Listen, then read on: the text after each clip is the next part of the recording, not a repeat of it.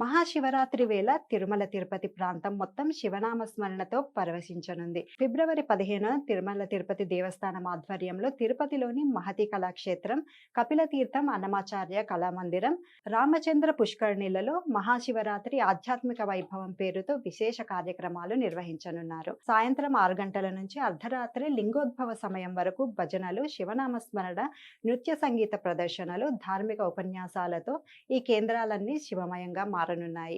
ఒకప్పుడు శివరాత్రి అంటే రాత్రంతా జాగరణ, ఆలయాల్లో భక్తుల సందడి, పంచాక్షరి జపంతో నిండిన వాతావరణం గుర్తుకు వస్తుంది.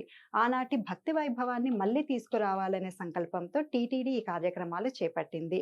హెచ్డిపిపి, ఎస్వి సంగీత నృత్య కళాశాల కళాకారులు ప్రదర్శనలు ప్రత్యేక ఆకర్షణగా నిల్వనున్నాయి. భక్తులు కుటుంబ సమేతంగా పాల్గొని శివనామాన్ని స్మరిస్తూ ఆధ్యాత్మిక ఆనందాన్ని పొందేలా ఏర్పాట్లు చేశారు.